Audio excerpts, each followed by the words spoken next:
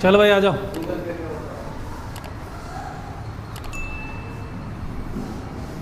EMF electromotive force कहलाता है।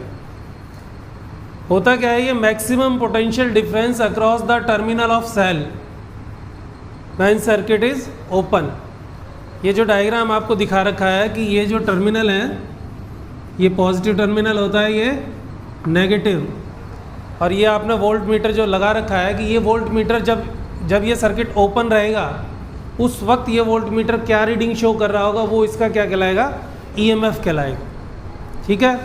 लेकिन जैसे ही आप इसको क्लोज करोगे, सर्किट में से करंट फ्लो कर रहा होगा, उस वक्त जो ये वोल्ट मीटर रीडिंग शो कर रहा होगा वो हमारा क्या कहलाएगा, टर्मिनल पोटेंशियल डिफरेंस कहलाएगा। क्लियर हो गई बात। इसका मतलब जब सर्किट में से करंट फ्लो नहीं कर रहा तो उस वक्त जो पोटेंशियल डिफरेंस है across the terminal of cell वो क्या कहलाता है, ईएमएफ। और जब सर्किट में से करंट फ्लो कर रहा होगा तो उस वक्त का जो पोटेंशियल डिफरेंस है वो क्या कहलाएगा, टर्मिनल पोटेंशियल डिफरेंस। ईएमएफ को स्मॉल ई से डिनोट करते हैं, टर्मिनल पोटेंशियल डिफरेंस को वी से डिनोट करते हैं। ठीक है। उसके बाद आता है internal resistance. This is the resistance between electrode and electrolyte. जो आपको सेल दी जाती है, केमिस्ट्री के अंदर आप पढ़ते हो, उसके अंदर दो टर्मिनल आप लगाते हो, एक पॉजिटिव टर्मिनल होता है, एक नेगेटिव टर्मिनल होता है। ये क्या कहलाता है, इलेक्ट्रोलाइट कहलाता है। ठीक है। इलेक्ट्रोड्स और इलेक्ट्रोलाइट के बीच का जो रेजिस्टेंस होता है, that resistance is called as the internal resistance. Diagram आपके सामने है। जैसे ही आप सर्किट को क्लोज करोगे, इस की को क्लोज करोगे, तो यहाँ से इस सेल से करंट फ्लो करेगा इस सर्किट के अंदर। ये जो स्मॉल आर है, ये क्या है, इंटरनल रेजिस्टेंस, इस सेल का इंटरनल रेजिस्टेंस है, और ये एक्सटर्नल रेजिस्टेंस है। जब करंट फ्लो करेगा तो total resistance of the circuit क्या हो जाएगा, इंटरनल प्लस एक्सटर्नल हो जाएगा। और करंट की value according to Ohm's law निकालोगे तो I इज इक्वल टू क्या हो जाएगा, E upon R plus R. R plus R जो है हमारा total resistance of the circuit है। यदि आप यहाँ पोटेंशियल डिफरेंस मेजर करना चाहोगे एक्सटर्नल रेजिस्टेंस के अक्रॉस, तो ओम्स लॉ के अकॉर्डिंग क्या होगा, V is equal to I R हो गया। I की वैल्यू आप ऊपर निकाल चुके हो, E upon R plus R हो गया। इस वाली वैल्यू को इधर ले आओ और V नीचे चला जाएगा। ठीक है। R को भी हम उधर ले जाते हैं, कैपिटल R को, तो ये हमारे पास स्मॉल r की वैल्यू क्या होगी, E R upon V minus R. यहाँ पर भी R है, यहाँ पर भी R है, कॉमन आ जाएगा।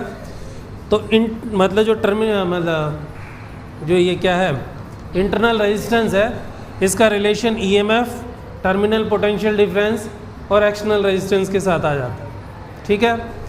टर्मिनल पोटेंशियल डिफरेंस की जो वैल्यू होती है वो हम कैसे कैलकुलेट करते हैं, EMF minus I R. I R क्या है कि इसके अक्रॉस कितना पोटेंशियल ड्रॉप हुआ, और यदि सर्किट में से करंट फ्लो नहीं करेगा, आई की वैल्यू यदि जीरो होगी तो ये वाली वैल्यू क्या हो जाएगी, जीरो हो जाएगी। तो वी इज इक्वल टू क्या हो जाएगा, ई हो जाएगा।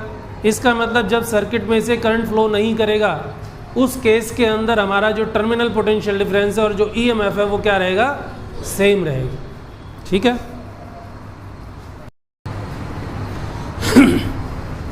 देखिए अगला आर्टिकल है combination of the cell. Cell को कम्बिनेशन करने के लिए दो तीन तरीके, एक तो है सीरीज कम्बिनेशन।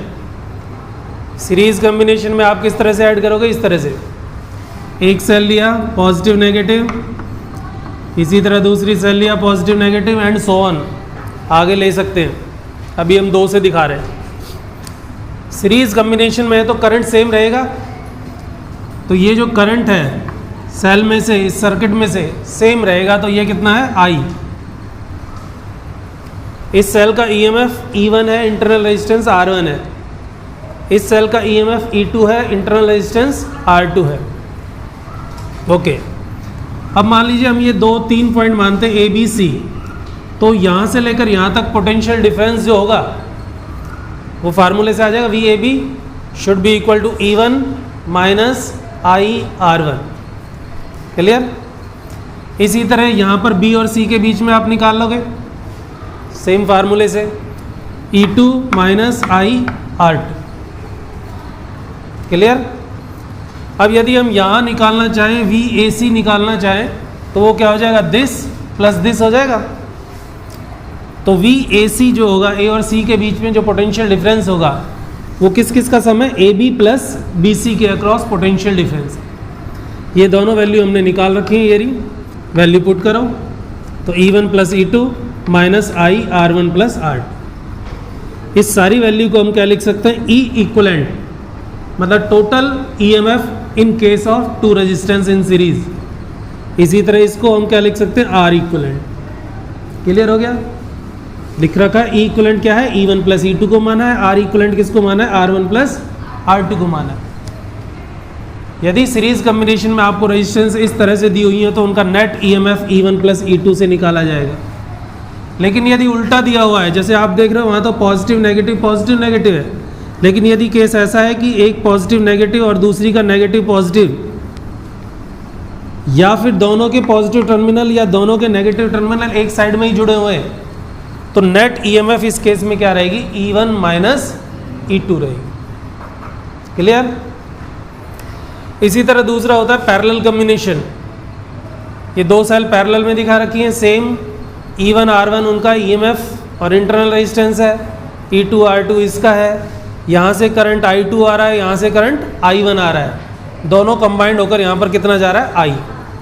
पैरेलल कम्बिनेशन में आपको पता है कि पोटेंशियल डिफरेंस क्या होता है, सेम होता है। इसका मतलब आप यदि इसके अक्रॉस पोटेंशियल डिफरेंस देखना चाहते हो तो फार्मूला लग जाएगा V is equal to E1 minus I1 R1, क्योंकि यहाँ से I1 करंट आ रहा है और रेजिस्टेंस है R1। अब इस वाली इक्वेशन से आप I1 की वैल्यू निकालोगे तो क्या आएगी, E1 minus V upon R1 आ जाएगा। इसी रूल के अकॉर्डिंग आप I2 की वैल्यू निकाल सकते हो, तो E1 की जगह E2 आ जाएगा, R1 की जगह R2 आ जाएगा। और टोटल रेजिस्टेंस आप देख ही रहे हो कि E1 इधर से I1 इधर से आया, I2 इधर से आया, दोनों कंबाइंड होकर I हो रहा है। तो जो नेट करंट है, टोटल जो करंट है वो क्या हो जाएगा, I1 प्लस I2। दोनों की वैल्यू पुट कर दो, ये I1 की वैल्यू पुट कर दी, ये I2 की वैल्यू पुट कर दी। एलसीएम क्या आ जाएगा, R1 R2 आ जाएगा। क्रॉस मल्टीप्लाई करोगे इसका इधर तो क्या हो गया, E1 R2 minus V R2। इसका इधर मल्टीप्लाई किया, E2 R1 minus V R1। Clear. अब EMF को एक तरफ ले लो तो ये क्या आ गया, E1 R2 और E2 R1 आ गया। ठीक है, R1 R2 एलसीएम ये इधर आ गया। अब V वाली टर्म को इधर ले जाते हैं और I को इधर ले आते हैं, ये हो गया। अब ये जो वैल्यू दे रखी है V के साथ, इसको इधर लाकर डिवाइड कर देते हैं, ये डिवाइड कर दिया। R1 R2 से R1 R2 कैंसिल हो जाएगा। इस वैल्यू को, ये जो हमारे पास बची, इसको हम E इक्वलेंट मान लेते हैं। तो E इक्वलेंट किसको माना है, E1 R2 plus E2 R1 upon R1 plus R2 को माना, माइनस I R, इसको R इक्वलेंट मान लेते हैं। तो आप देख रहे हो इंटरनल रेजिस्टेंस पैरेलल कम्बिनेशन में उसी तरह से ऐड हो रही है जैसे एक्सटर्नल रेजिस्टेंस ऐड हुई थी। ठीक है, देखिए अब क्या है कि आपको n सेल्स दे रखे हैं। अभी तक आपने किया था 2 सेल के लिए, n सेल को सीरीज में जोड़ा जाता है। डायग्राम आपके सामने है, positive negative positive negative positive negative and so on, connected to the external resistance R। हर सेल का EMF कितना है, E। हर सेल का इंटरनल रेजिस्टेंस कितना है, स्मॉल r। तो पीछे आपने अभी किया है, तो net EMF of the circuit क्या हो जाएगी, E प्लस E, क्योंकि फार्मूला अभी पीछे किया था। 2 सेल में क्या था ना, equivalent capacitance E1 plus E2। तो यहाँ n सेल है, वही E1 plus E2 plus E3 and so on. और E1 E2 E3 यहाँ पर क्या माना है, E माना है, तो E plus E and so on, that should be equal to n। Similarly total internal resistance निकाल लोगे, वो भी R plus R and so on, that should be equal to NR। और total resistance of the circuit क्या हो जाएगी, external plus internal. Ohm's law के according वही V अपॉन R। तो नेट EMF कितनी है, NE, और रेजिस्टेंस कितनी है, R प्लस R। फार्मूला आपके पास ये आ गया। बस इसमें 2 केस पुट कर लीजिए। यदि एक्सटर्नल रेजिस्टेंस इंटरनल रेजिस्टेंस से काफ़ी बड़ा है तो हम इंटरनल रेजिस्टेंस को नेगलेक्ट कर देंगे, तो ये पोर्शन नेगलेक्ट हो जाएगा। तो क्या बचेगा, NE अपॉन R। और यदि उल्टा होता है कि एक्सटर्नल रेजिस्टेंस छोटा है इंटरनल रेजिस्टेंस से, तो उस केस में हम एक्सटर्नल रेजिस्टेंस को नेग्लेक्ट कर देंगे। हमारे पास क्या बचेगा, N E upon N R. N से एन कैंसिल हो जाएगा, ई बाई आर। तो ये ई बाई आर है, that is N times to the E by R. तो मैक्सिमम इस केस में है। तो दिस इज़ द रिजल्ट कि सीरीज़ कम्बिनेशन में करंट की वैल्यू मैक्सिमम कब होती है, जब एक्सटर्नल रेजिस्टेंस इंटरनल रेजिस्टेंस से बड़ा होता है। नेक्स्ट है parallel combination of N cells. Diagram आपके सामने है, ये वन सेल, ये second and so on, these are the M rows. ये एम रोज दी हुई हैं, तो वो ये एन सेल्स हैं जिनका ईएमएफ ई है, इंटरनल रेजिस्टेंस स्मॉल आर है, आर कनेक्टेड इन पैरेलल। किसमें जुड़ रही हैं आप, parallel to external resistance in M rows. ठीक है, हर सेल का ईएमएफ ई है, इंटरनल रेजिस्टेंस आर है, और वो एम पंक्तियों में एक एक्सटर्नल रेजिस्टेंस आर के साथ जुड़ी हुई। तो net EMF of the circuit क्या हो जाएगा, या net EMF across terminal A and B क्या होगा। तो आपको पता है पैरेलल कम्बिनेशन में जो एक सेल का पोटेंशियल डिफरेंस होता है वही सबका होता है। तो ईएमएफ ई हो गया। इंटरनल रेजिस्टेंस पैरेलल कम्बिनेशन के रूल के according 1/r should be equal to 1/r1 plus 1/r2 and so on, that should be equal to m/r, क्योंकि m रोज है ना ये। तो this is the value of 1/rp। तो rp की value क्या हो जाएगी, ये उल्टा हो जाएगा, r ऊपर m नीचे। टोटल रेजिस्टेंस उसी तरह से एक्सटर्नल प्लस इंटरनल, एलसीएम लेकर हम ये m इधर मल्टीप्लाई हो जाएगा, mr plus small r upon m हो जाएगा। Same according to Ohm's law, ये वैल्यू ईएमएफ हमारा कितना था, ई था, ई, और रेजिस्टेंस कितना था, ये रहा। तो ये क्या हो जाएगा, एम आर प्लस आर, और एम ऊपर चला जाएगा। सेम केस, यदि एक्सटर्नल रेजिस्टेंस इंटरनल रेजिस्टेंस से बड़ा है तो इंटरनल रेजिस्टेंस को नेग्लेक्ट कर दिया जाएगा, ये वैल्यू नेग्लेक्ट हो जाएगी, तो that should be M E upon M R. M से एम कैंसिल हो गया, ई अपॉन आर बचेगी। सेकेंड केस में यदि एक्सटर्नल रेजिस्टेंस छोटा है इंटरनल रेजिस्टेंस से, तो एक्सटर्नल रेजिस्टेंस को नेग्लेक्ट कर दोगे, ये वैल्यू नेग्लेक्ट हो जाएगी, एम ई अपॉन आर बचेगा। This is M times to the current, तो this is the maximum value. तो पैरेलल कम्बिनेशन में आप देख रहे हो कि करंट कब मैक्सिमम होगा, जब एक्सटर्नल रेजिस्टेंस इंटरनल रेजिस्टेंस से छोटा होगा। Clear, okay. के अंदर आपको क्या करना है कि आप देख रहे हो डायग्राम के अंदर cells are connected in series as well as parallel. तो ये आपको दिखा रखा है एन सेल्स हैं जो सीरीज में जुड़ी हुई हैं। तो आप देखिए जो एक रो है इसका जो नेट ईएमएफ है वो कितना हो जाएगा, एन ई हो जाएगा, और पैरेलल कम्बिनेशन में टोटल ईएमएफ भी क्या रहेगा, एन ई ही रहेगा। तो नेट ईएमएफ हमारे पास क्या आ गया, एन ई।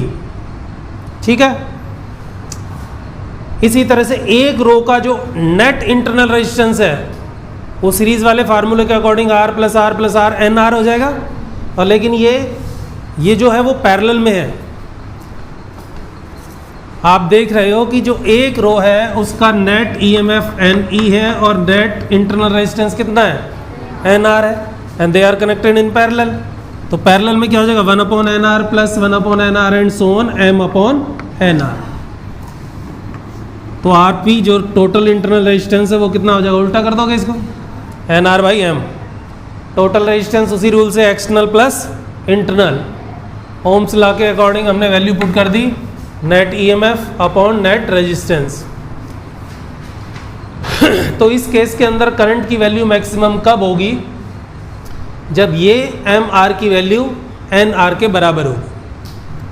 अब यहाँ से आप R की वैल्यू निकालते हो तो ये आ जाता है, तो R should be equal to क्या आ गया, total internal resistance of the circuit. तो मिक्स ग्रुपिंग के अंदर आप बता सकते हो कि करंट मैक्सिमम कब आएगा, तो क्या होगा, in mixed grouping I should be equal to maximum कब, जब एक्सटर्नल रेजिस्टेंस जो है is equal to total internal resistance of circuit. Clear? ठीक।